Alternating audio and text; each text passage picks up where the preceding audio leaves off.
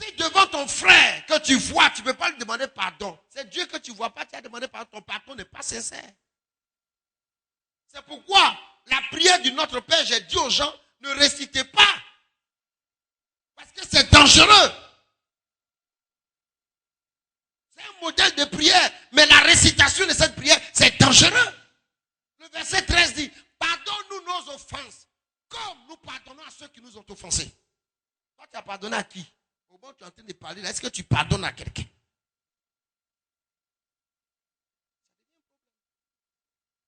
Si on veut avoir la victoire sur le diable, apprenons à vivre dans la sanctification. C'est pourquoi Paul dit à Timothée, exerce-toi à la piété. Car l'exercice corporel est utile à peu de choses. Mais l'exercice de la piété a la promesse de la vie présente et de la vie éternelle. On apprend à être sanctifié. On n'est pas sanctifié. On apprend. Moi, je n'ai pas honte ici. Je vous rends mon témoignage chaque fois de ce que j'ai été hier. J'ai certains amis aujourd'hui, quand je leur dis, je suis pasteur, ils disent, oui, on sentait, mais ton comportement était bizarre. Parce que c'est par grâce que nous sommes sauvés. Je prie que Dieu donne l'esprit de repentance à quelqu'un ce soir. Je prie que Dieu donne la force à quelqu'un pour se repentir ce soir. Je prie que Dieu donne la force à quelqu'un de déclarer ce qu'il a fait dans le secret et que l'Éternel descende pour combattre pour lui, que l'Éternel descende pour restaurer sa vie. Quelqu'un dit amen, la chose est pour lui. Satan sait. Satan sait. J'ai prié pour une dame. On l'a tellement manqué dans sa famille, dans sa belle famille.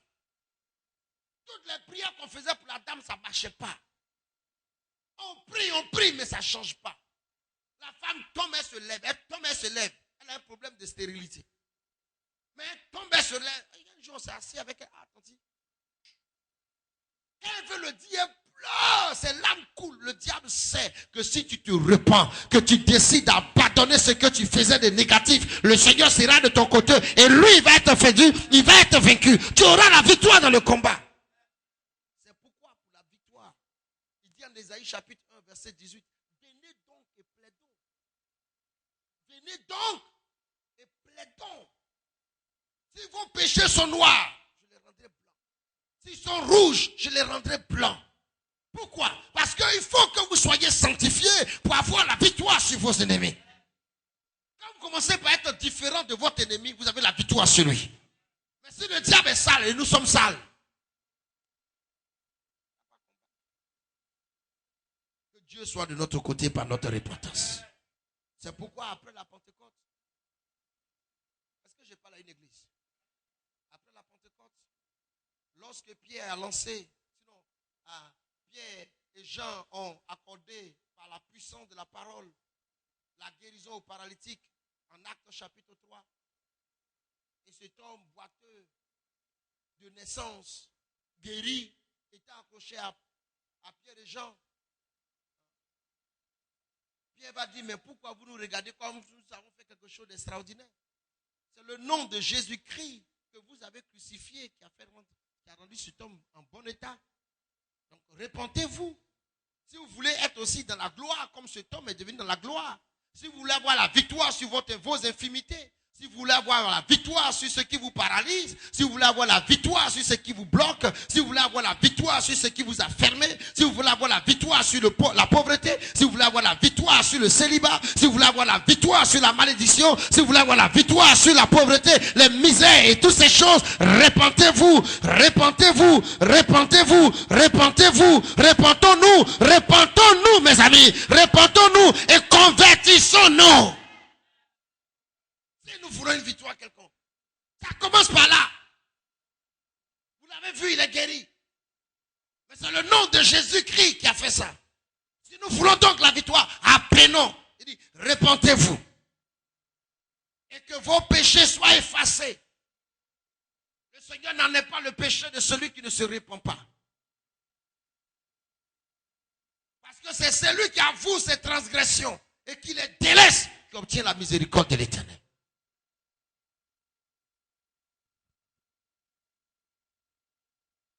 Repentez-vous et que vos péchés soient effacés, afin que des temps de rafraîchissement. Quand on parle de rafraîchissement, on parle d'aisance. On parle de paix. On n'est pas en paix aujourd'hui. La maladie est un combat pour nous. La pauvreté, un combat pour nous. On ne peut pas avoir la victoire sur ces choses si Dieu n'est pas de notre côté.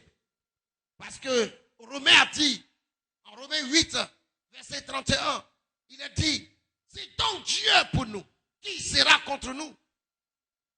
Alors donc, il faille que Dieu soit pour nous, pour que personne ne soit capable d'être contre nous. Mais pour que Dieu soit pour nous, commençons par la repentance. Nous avons besoin de nous repentir. C'est parce qu'il y a encore beaucoup, sinon j'aurais pu m'arrêter là ce soir, pour que nous prions. Pour que nous prions. Personne ne peut rentrer en jugement avec Dieu et pouvoir le vaincre. Souvent, là, non, Dieu même pas. Je m'assois et puis on jalouse celui qui est supérieur. Est-ce qu'ils sont avec moi? On jalouse quelqu'un qui est plus grand que toi. Vous êtes d'accord avec moi? Si moi je jalouse mon fils, c'est parce qu'il est plus grand que moi. Mais s'il est inférieur à moi, je vais le jalouser. Pourquoi? J'ai quoi être contre lui? J'ai plus que ce qu'il a. Comme on dit à un président de la République, méfie-toi de ton premier ministre. Moi, je suis plus grand que lui. Dieu va faire quoi avec nous en étant jaloux de nous? Et puis, il va prendre son temps à nous combattre. Dieu ne nous combat pas. Je veux que nous retenions ça dans notre tête.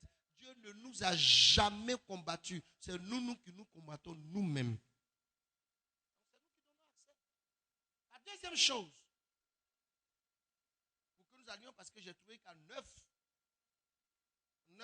façons de vaincre dans le combat. La deuxième chose, c'est le jeûne et la prière. Le jeûne et la prière. Vous allez voir que Satan va empêcher les gens de jeûner. Et de plus en plus, les gens ne jeûnent plus. Même nous, hommes de Dieu. Nous-mêmes, hommes de Dieu, on ne jeûne plus. On ne jeûne plus. Souvent, on dit, oh, dans le ministère, quand j'ai commencé le ministère, là, je jeûnais. Le temps de jeûne est passé. On comprend pourquoi l'église est terne. On comprend pourquoi il n'y a plus de vie. On comprend pourquoi il n'y a plus de puissance. Aujourd'hui, on est obligé de fabriquer les miracles. Les vrais miracles authentiques n'existent plus. Les vraies paroles de connaissance authentiques n'existent plus. On prend les renseignements sur les gens et puis on sort sans parole de connaissance. Mais Dieu va frapper. Et il a commencé à frapper. Je préfère, si je n'ai pas de parole de connaissance, je me tais. Je te prêche l'évangile, un point, un trait. Je n'ai pas besoin d'être puissant. Il est tout puissant et c'est suffisant. Il est tout puissant et c'est suffisant. Jeûne et prière. Regardez ce soir. Combien nous sommes? Le dimanche, on remplit ici. Parce que les gens n'ont plus l'amour de la prière. Et Satan fait ça exprès. Pour que les gens n'aiment pas prier. Si nous faisons une veillée et qu'il n'y a pas de parole de connaissance, il n'y a pas de miracle, paralytique n'a pas marché, la veille n'a pas réussi. Ah non, je suis désolé. Mais le fait que nous nous tenions tous ensemble et nous allumons le feu de l'Éternel, le ciel est en ébullition, les démons ne peuvent pas passer. Voici la victoire. Des amis sont allés dans un village et ils faisaient une veillée. Et à côté de la veillée, il y avait une veillée, ils faisaient une veillée de prière et à côté, il y avait une veillée funèbre. Et tous les villageois étaient à la veillée funèbre. Ils étaient tous à la veillée funèbre. Et la veillée religieuse, la veillée de prière était en train de vraiment était en train de mourir. Il n'y avait personne à la veillée. Vers les 3h30 du matin, la salle dans laquelle les gens faisaient leur veillée, au petit nombre qu'ils étaient, ils ont tellement allumé le feu, ils attendent sur le toit. Donc, tout, c'est que et le bruit là, et la veillée religieuse, et la veillée funèbre, tout le monde a entendu. Sur le toit. Et on va voir à terre. On entend. C'est un vieux qui rentrait de la sorcellerie, mais qui n'a pas pu traverser le toit où les jeunes gens priaient. Et il est tombé. On a vu les plumes. La veillée de prière a continué jusqu'au lendemain à midi. Parce que tous les gens ont quitté la veillée funèbre pour venir. Mais aujourd'hui, on ne peut plus. Comment on fait aujourd'hui? Il n'y a plus de jeûne, il n'y a plus de prière. Et on croit que Satan va rester là. Satan ne dort pas. Satan jeûne. Les adeptes du diable jeûnent. Ils passent plus de temps dans la prière que nous. Moi, j'ai connu quand j'étais musulman, un jeune homme. Si j'avais la grâce de prier comme lui, je ne serais pas là où je suis. Il s'assoit sur la peau de prière, les pieds croisés, le Coran sur ses pieds. Quand il est assis là, c'est le lendemain à la même heure que tu vas le voir se lever. Salut pas femme. Pieux. C'est pourquoi quand je suis devenu chrétien, je plaidais pour eux. Parce qu'ils sont vraiment pieux. Il y en a qui sont très pieux, très respectueux de la religion. Mais quand j'ai vu dans la Bible qu'il n'y a de salut donné en aucun autre, si ce n'est que par le nom de Jésus-Christ que nous pouvons être sauvés, mon cœur s'est coupé. Jeûne et prière. Regardez ce qu'il dit à Joël. Joël chapitre 2 verset 12. Maintenant, encore, dit l'Éternel, revenez à moi de tout votre cœur, avec des jeûnes, avec des pleurs et des lamentations. Le verset continue quelque part, au verset 13 dit, déchirez vos cœurs et non vos vêtements. Déchirez vos cœurs. Est-ce que je parle avec vous? Déchirez vos cœurs et non vos vêtements. Quand on va annoncer jeûne et prière, personne ne vient. Ah non, lui, il aime trop. Moi, j'ai eu ça. J'ai eu ça. Quand je ne mange pas comme ça, là, il sait là, ça se lève là. Et puis bon, j'ai diabète. Mais c'est ton jeûne. Jésus a dit. Satan est rusé, je vous dis la vérité. Ce qui peut tuer ton ennemi, il t'empêchera de prendre. Est-ce que je parle à une église ce soir? C'est cette biche qui va te donner la cartouche pour que tu la tues. Le diable ne permettra pas que tu aiguises ta machette. Le diable ne permettra pas que tu aies des cartouches. Même on programme le réveil. Quand ça sonne, on tape dessus. On tape dessus. Et lui travaille. Dieu recommande qu'on revienne à lui, mais avec des jeûnes. Avec des pleurs. Moi, je rends gloire au Seigneur. Toutes les fois que j'ai prié, que j'ai pleuré, j'ai senti la gloire de Dieu. On pleure, on se lamente parce que non, rien ne va. Vraiment. On ne dit pas ça au Seigneur dans la prière. Et comme l'Ivoirien, c'est ce que je connais, est devenu paresseux, ils attendent quelqu'un qui va prier pour eux. Et on est obligé de prendre n'importe quoi pour prier pour vous. Des fétiches bizarres.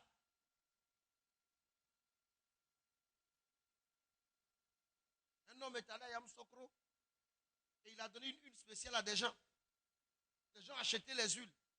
Il y a une, la chaîne n'avait pas encore utilisée, elle a mis au chevet de son lit. La nuit, la vision qu'elle a eue, elle n'est pas dit qu'elle a fait rêve, il y a de la vision qu'elle a eue. Sa maison était remplie d'un serpent. Gros serpent, ça a rempli toute la maison. Quand elle s'est débattue avec ça, matin elle est sortie. Elle allait voir un autre homme de Dieu. Souvent, ils vont chercher leurs problèmes, ou ils donnent beaucoup d'argent, et puis c'est d'autres qui sont prieurs.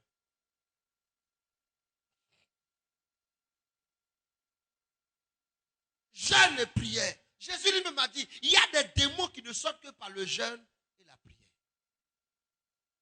Tout ce qui vit se nourrit.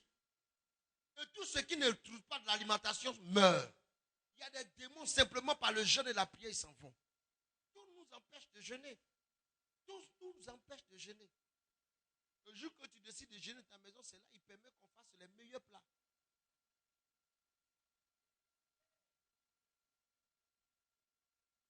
Je vous annonce les ruses du diable. Est-ce que je parle à une église?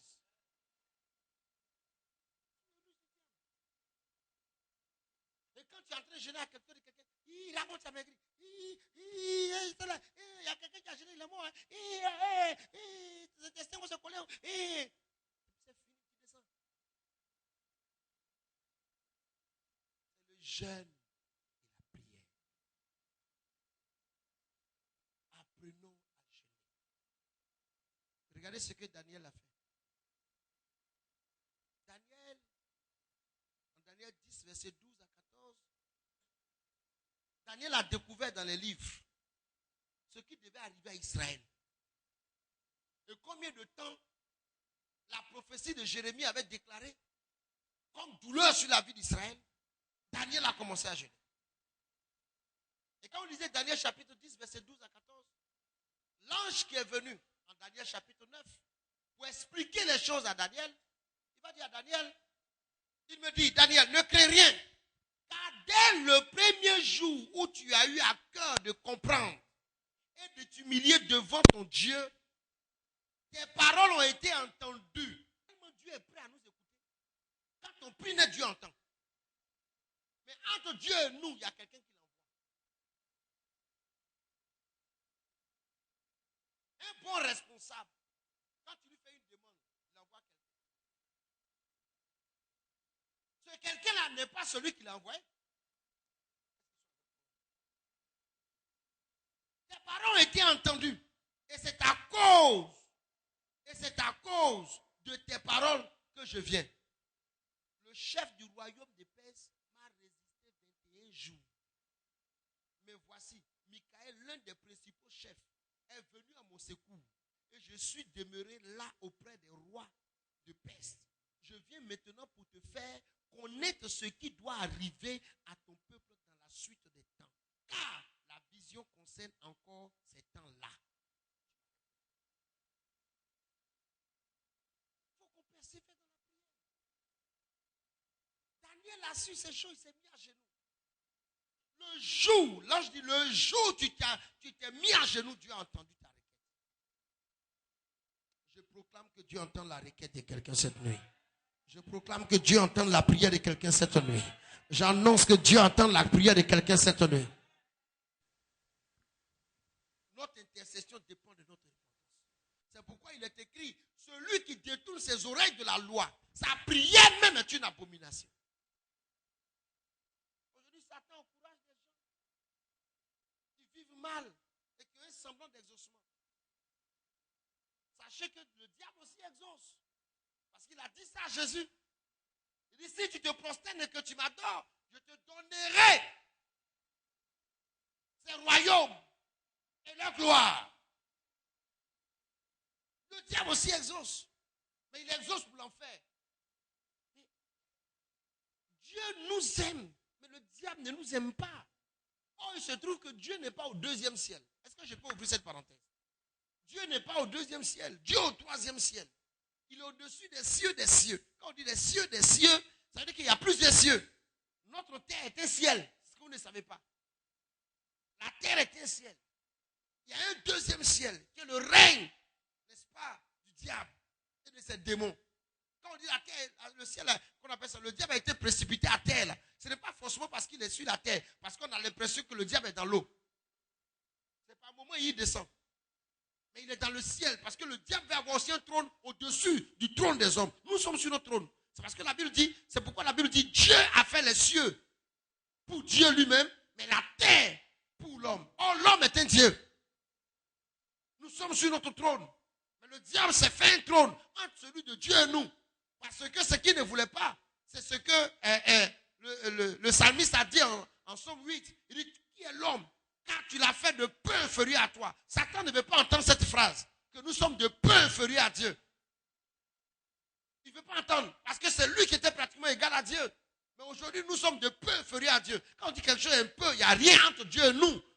Mais Satan veut se mettre là par force. C'est pourquoi tout ce qui vient de Dieu vers toi, il est obligé de bloquer. Ce que tu vas donner, tu vas faire pour avoir la victoire. Pour que ces choses passent de Dieu à toi. Parce que Dieu a déjà libéré ton mariage. Dieu a déjà libéré ton enfantement. Dieu a déjà libéré ta gloire. Mais c'est bloqué parce qu'il y a un ennemi qui n'est pas Dieu. C'est pas Dieu qui ne veut pas que tu enfantes. C'est pas Dieu qui ne veut pas que tu te maries. Dieu a libéré ton mariage, Dieu a libéré ton voyage, Dieu a libéré ton enfantement. Mais tu as un ennemi, c'est le diable. Il est dans les airs et il combat l'ange qui vient avec ton miracle. Mais si toi tu ne fléchis pas à genoux pour que Michael vienne au secours.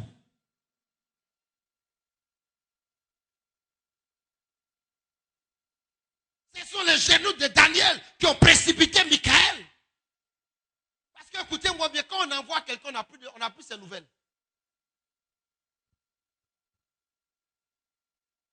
Quand on envoie quelqu'un, on n'a plus ses nouvelles. Il n'y a pas de téléphone. On ne sait pas à quel niveau il est. La seule personne qui peut nous donner la nouvelle de celui qu'on a envoyé, c'est celui vers qui on l'a envoyé. C'est lui qui peut dire, ah, tu as envoyé quelqu'un, mais je ne l'ai pas encore vu. Et nous, on a la capacité de parler, mais celui qui a envoyé n'a pas la capacité. Nous, on a la capacité par nos genoux. On est en train de dire à Dieu, celui que tu as envoyé, il n'est pas encore arrivé. Il n'est pas encore arrivé. Il n'est pas encore arrivé. Il n'est pas encore arrivé. Et Dieu dit, mais attends, qu'est-ce qui se passe sur la route? Michael, va voir. Ah, je proclame que Michael vienne au secours de ton ange. Je proclame que Michael vienne au secours de ton ange. Parce que tu es dans la prière. La victoire est pour toi. Que Michael vienne. Tout ce que tu désires est déjà libéré. Mais c'est coincé quelque part. C'est par la prière. Blessons nos genoux.